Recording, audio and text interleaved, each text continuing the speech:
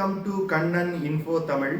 நம்ம இன்னைக்கு என்ன டாபிக் பார்க்க போறோம் அப்படின்னா, சமீபத்துல இந்திய கடற்படையில ஐஎன்எஸ் அரிகாட் அப்படிங்கிற இரண்டாவது அணுசக்தி நீர்மூழ்கி கப்பலை இந்தியா வெற்றிகரமா இணைச்சாங்க. இந்த அணுசக்தி நீர்மூழ்கி கப்பல்ல K4 அப்படிங்கிற ஒரு சப்மரீன் லான்ச் பாலிஸ்டிக் மிசைல் இணைக்கப்பட்டிருக்கு. இந்த மிசைல்னால அணு ஆயுதங்களை சுமந்து சென்று 3500 கிலோமீட்டர் தூரத்துல உள்ள இலக்குகளை மிக துல்லியமா தாக்க முடியும். ஐஎன்எஸ் அரிகாட் அணுசக்தி நீர்மூழ்கி கப்பலை இந்திய கடற்படையில் இணைத்ததன் மூலம் இந்தியாவுடைய அணு ஆயுத தாக்கும் திறன் மிகப்பெரிய அளவில் அதிகரிச்சிருக்கு. இதனை தொடர்ந்து இந்தியா மேலும் தனது அணு ஆயுத தாக்கும் திறனை அதிகப்படுத்துவதற்கு இன்னொரு சப்மரீன் லான்ச் பாலிஸ்டிக் மிசைலை டெவலப் செய்து வந்துகிட்டு இருக்காங்க. இந்த மிசைலை big daddy of Indian missiles அப்படின்னு சொல்றாங்க.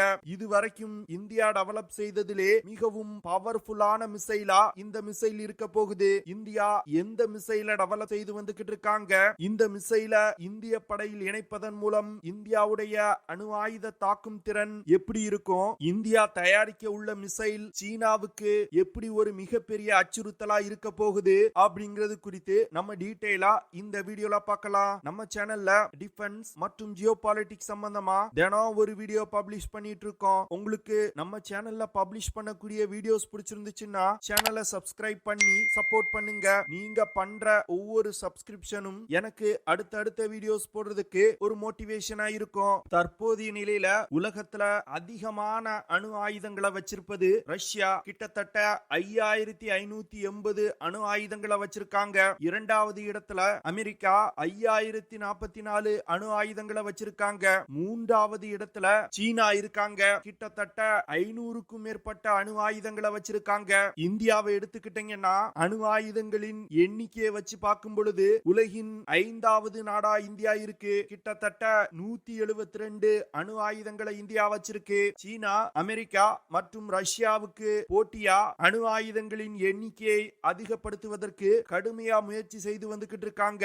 அதனால அடுத்த 10 வருடங்கள்ல சீனாவிடம் 2000க்கும் மேற்பட்ட அணு ஆயுதங்கள் இருக்கும் அப்படின்னு டிஃபென்ஸ் எக்ஸ்பர்ட் சொல்றாங்க. அப்படி சீனா தனது அணு ஆயுதங்களின் எண்ணிக்கையை மிகப்பெரிய அளவில் அதிகரிக்கும் பொழுது அதோட நியூக்ளியர் போஸ்டர் வேற மாதிரி இருக்கும். தனது அண்டை நாடுகளுக்கு சீனா தன்னுடைய அணு ஆயுதங்களை வச்சு மிகப்பெரிய அச்சுறுத்தலை கொடுப்பாங்க. இதை உணர்ந்து இந்தியா தற்போது தனது அணு ஆயுதங்களின் எண்ணிக்கையை அதிகப்படுத்துவதற்கு மிகப்பெரிய அளவுல திட்டங்களை வகுத்து செயல்படுத்தி வந்துகிட்டு இருக்காங்க. அது மட்டும் இல்லாம அணு ஆயுதங்களை ஏந்தி சென்று தாக்குதல் நடத்தக்கூடிய மிசைல் டெவலப்மெண்ட்டை வேகப்படுத்தி இருக்காங்க.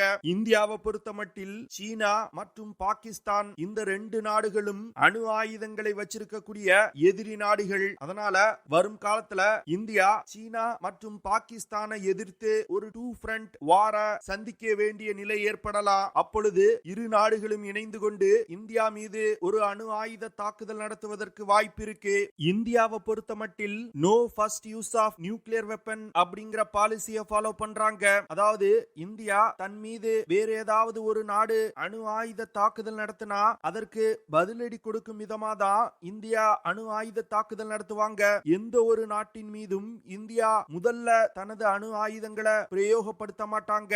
இதுதான் இந்தியாவுடைய நியூக்ளியர் பாலிசி. ஆனா சீனா மற்றும் Pakistan first use of nuclear weapon பாலிசியை ஃபாலோ பண்றாங்க. அதாவது அவங்க தேவைப்பட்டால் எந்த ஒரு நாட்டின் மீதும் முதல்ல அணு ஆயுத தாக்குதல் நடத்துவதற்கு தயங்க மாட்டாங்க. இந்த சூழ்நிலையில வரும் காலத்துல ஒரு யுத்தம் ஏற்படும் பொழுது இந்தியா மீது சீனா மற்றும் பாகிஸ்தான் முதல்ல ஒரு அணு ஆயுத தாக்குதல் நடத்துவதற்கு வாய்ப்பு இருக்கு. அப்படி முதல்ல அணு ஆயுத தாக்குதல் நடத்தும் பொழுது இந்தியா தரையில டிப்ளாய் செஞ்சிருக்க அணு ஆயுதங்களை சீனா மற்றும் பாகிஸ்தான் தாக்கி அழிப்பதற்கு வாய்ப்பு இருக்கு. அதனால அக்னி 5 போன்ற இன்டர்கான்டினென்டல் பாலிஸ்டிக் மிசைல்களை இந்தியாவால பயன்படுத்த முடியாம போகலாம். இது இந்தியாவுக்கு ஒரு யுத்த நேரத்துல மிகப்பெரிய பின்னடைவை ஏற்படுத்தும். அதனால இந்தியாவுக்கு ஒரு வலிமையான செகண்ட் ஸ்ட்ரைக் கேப்பபிலிட்டி தேவை. அதற்காக தான் தற்போது இந்தியா ஐஎன்எஸ் அரிகாட் அப்படிங்கிற அணுசக்தி நீர்மூழ்கி கப்பலை இந்திய கடற்படையில இணைச்சிருக்காங்க. ஐஎன்எஸ் அரிகாட் அணுசக்தி நீர்மூழ்கி கப்பல் 6000 டன் எடை கொண்ட ஒரு பிரம்மாண்ட அணுசக்தி நீர்மூழ்கி கப்பல். இந்த அணுசக்தி நீர்மூழ்கி கப்பல்ல 3500 கிலோமீட்டர் சென்று தாக்கக்கூடிய K4 மிசைல்களை இந்தியா இணைச்சிருக்காங்க. இதன் மூலமா இந்தியாவுடைய அணு ஆயுத தாக்கும் திறன் மிகப்பெரிய அளவுல அதிகரிச்சிருக்கு. ஏன்னா இந்திய பெருங்கடல் பகுதியில ஐஎன்எஸ் அரிகாட் அணுசக்தி நீர்மூழ்கி கப்பல்களை நிறுத்தி வச்சுட்டு இந்தியாவின் எதிரிகள் மீது தாக்குதல் நடத்த முடியும். அது மட்டும் இல்லாம அணுசக்தி நீர்மூழ்கி கப்பல்கள்ல அணு ஆயுத மிசைல்களை பதுக்கி வைப்பதன் மூலம் நமது எதிரிகள்னால இந்தியாவின் அணு ஆயுதங்கள் எங்க இருக்கு அப்படிங்கறத கண்டுபிடிக்க முடியாது. ஏன்னா இந்த அணுசக்தி நீர்மூழ்கி கப்பல்கள்னால பல மாதங்கள் நீருக்கு அடியில் பதுங்கி இருக்க முடியும். அதனால இந்தியா மீது ஒரு அணு ஆயுத தாக்குதல் நடத்தினாங்கன்னா இந்த ஐஎன்எஸ் அரிகாட் மற்றும் ஐஎன்எஸ் அரிகாந்த் நீர்மூழ்கி கப்பல்ல இருக்கக்கூடிய K4 சப்மரீன் லான்ச் பாலிஸ்டிக் மிசைல்களை பயன்படுத்தி இந்தியானால ஒரு சரியான பதிலடியை கொடுக்க முடியும். ஆனா இந்த K4 சப்மரீன் லான்ச் பாலிஸ்டிக் மிசைல்களை பயன்படுத்தி சீனாவின் பிரதான நகரங்கள் மீது இந்தியாவால தாக்குதல் நடத்த முடியாது. குறிப்பா பெய்ஜிங், ஷாங்காய் போன்ற நகரங்கள் மீது தாக்குதல் நடத்தணும்னா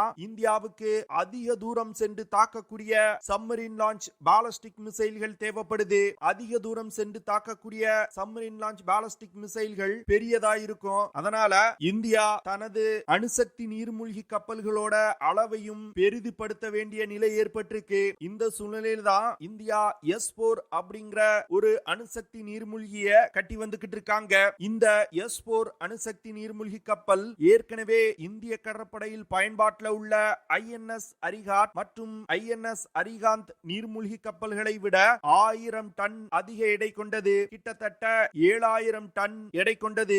இந்த நீர்மூழ்கி கப்பல்னால அதிகபட்சமா 300 மீட்டர் ஆழத்துல பயணிக்க முடியும். கிட்டத்தட்ட 130 மீட்டர் நீளமும் 11 மீட்டர் அகலமும் 15 மீட்டர் உயரமும் கொண்டதா இந்த நீர்மூழ்கி கப்பல் இருக்கும்.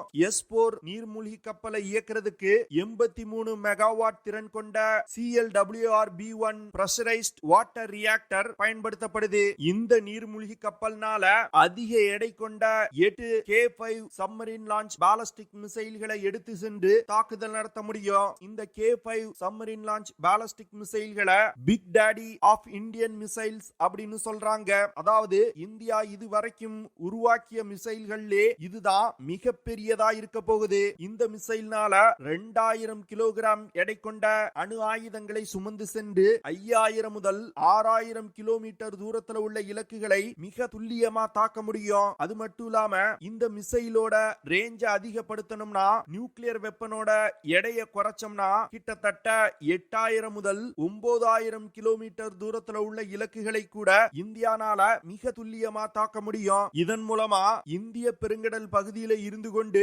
சீனாவுடைய தலைநகரமான பெய்ஜிங் மீதும் இந்தியாவால மிக துல்லியமான அணு ஆயுத தாக்குதல்களை நடத்த முடியும். அது மட்டும் இல்லாம இந்த K5 சப்மரீன் லான்ச் பாலிஸ்டிக் மிசைல்கள்ல பல அட்வான்ஸ் ஃபீச்சர்கள் இருக்கு. அதாவது எதிரிகளின் ரடார் சிஸ்டங்கள்ல இருந்து தப்பிப்பதற்கு இந்த மிசைல்ல பல்வேறு தொழில்நுட்பங்கள் இணைக்கப்பட்டிருக்கு. இந்த K5 மிசைல்கள் தான் தற்போது உலகத்துல உள்ள சப்மரீன் லான்ச் பாலிஸ்டிக் மிசைல்கள்ல அதிவிரைவா பயணிக்கக்கூடிய மிசைல்களா இருக்குது. அது மட்டும் இல்லாம இந்த மிசைல்கள்ல அக்னி 5 மிசைல்ல இருப்பது போன்று MIRV வார்ஹெட் தொழில்நுட்பம் பயன்படுத்தப்பட்டிருக்கு.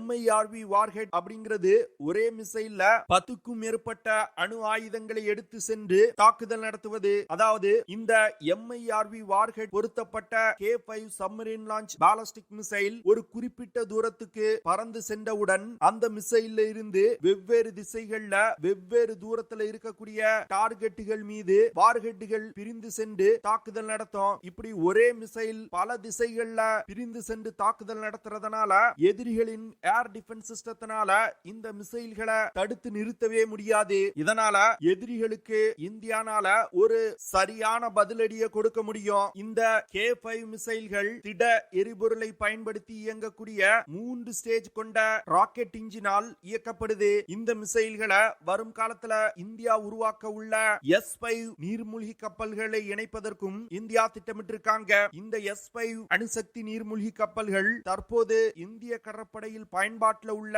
நீர்மூழ்கி கப்பல்களை விட 2 மடங்கு மிகப்பெரிய பிரம்மாண்ட நீர்மூழ்கி கப்பல்களாய் இருக்க போகுது. அதனால வரும் காலத்துல இந்தியா உருவாக்க உள்ள அணுசக்தி நீர்மூழ்கி கப்பல்கள்லையும் இந்த K5 சப்மரீன் லான்ச் பாலிஸ்டிக் மிசைல்கள் தான் அதிக அளவுல பயன்படுத்தப்பட உள்ளது. இந்த K5 சப்மரீன் லான்ச் பாலிஸ்டிக் மிசைல்கள்ல அக்னி 5 மிசைல்ல பயன்படுத்தப்படும் MIRV வார்ஹெட் தொழில்நுட்பத்தை விட அதிநவீன தொழில்நுட்பத்தை பயன்படுத்த போறாங்க. இதனால இந்த மிசைல்கள் அக்னி 5 மிசைலை விட மிக சிறந்த மிசைலா இருக்க போகுது. அது மட்டும் இல்லாம இந்த மிசைலோட பெர்ஃபார்மன்ஸ் மிக சிறப்பா இருக்கிறதுனால தரையில் இருந்து பயன்படுத்தக்கூடிய K5 மிசைல்களை உருவாக்குவதற்கு திட்டமிட்டிருக்காங்க. தரையில் இருந்து பயன்படுத்தக்கூடிய K5 மிசைல்களை அக்னி 5 மிசைல்களோடு இணைத்து பயன்படுத்துவதற்கு இந்தியா திட்டமிட்டிருக்காங்க. K5 மிசைல்கள் அக்னி 5 மிசைலை விட அளவில் சிறியதா இருந்தாலும் அக்னி 5 மிசைல் பறந்து சென்று தாக்கக்கூடிய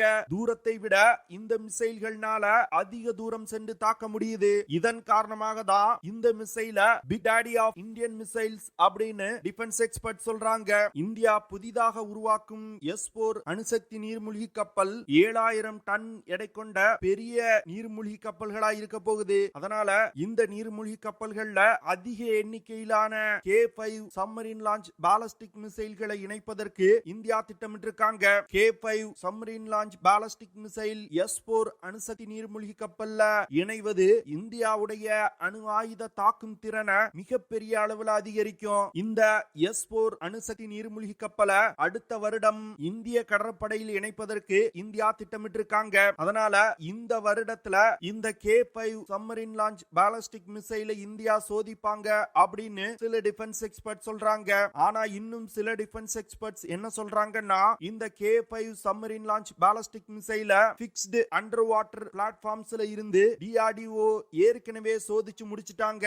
ஆனா அந்த சோதனையோட முடிவை இந்தியா ரகசியமா வச்சிருப்பதா அவங்க சொல்றாங்க. K4 சப்மரீன் லான்ச் பாலிஸ்டிக் மிசைல்களை உருவாக்குவது இந்தியாவுடைய மிசைல் டெக்னாலஜி வளர்ச்சியை உலகத்திற்கு காட்டக்கூடிய ஒரு விஷயமா இருக்கு. அதனால வரும் காலத்துல இந்தியா உருவாக்க உள்ள மிசைல்களை பயன்படுத்தி உலகின் எந்த ஒரு பகுதியின் மீதும் இந்தியானால அணு ஆயுத தாக்குதல்களை நடத்த முடியும். இந்த விஷயம் ஒரு வல்லரசு நாடா இந்தியா உருவெடுப்பதற்கு மிகப்பெரிய அளவுல உதவி செய்யும். வரும் காலங்கள்ல அமெரிக்கா, ரஷ்யா, சீனாவுக்கு அடுத்து இந்தியா ஒரு வலிமையான அணு ஆயுத சக்தி கொண்ட ஒரு வல்லரசா இந்தியா உருவாகும் அப்படின்னு நான் நினைக்கிறேன். நீங்க என்ன நினைக்கிறீங்க? இந்தியாவுடைய அணு ஆயுத திட்டங்கள் சரியான திசையில தான் சென்று கொண்டிருக்குதா, இல்ல அந்த திட்டத்துல சில மாற்றங்களை இந்தியா செய்ய வேண்டியது இருக்கா அப்படிங்கிற விஷயங்களை கமெண்ட் பண்ணுங்க. ஓகே ஃப்ரெண்ட்ஸ், நம்ம வீடியோவோட நிறைவு பகுதிக்கு வந்துட்டோம். இந்த வீடியோவில் நான் ஷேர் பண்ண விஷயங்கள் உங்களுக்கு பிடிச்சிருக்கும்னு நினைக்கிறேன். அப்படி பிடிச்சிருந்துச்சுன்னா ஷேர் பண்ணுங்க, லைக் பண்ணுங்க, கமெண்ட் பண்ணுங்க. மறக்காம நம்ம சேனலுக்கு சப்ஸ்கிரைப் பண்ணுங்க. See you in the next video. Jai Hind.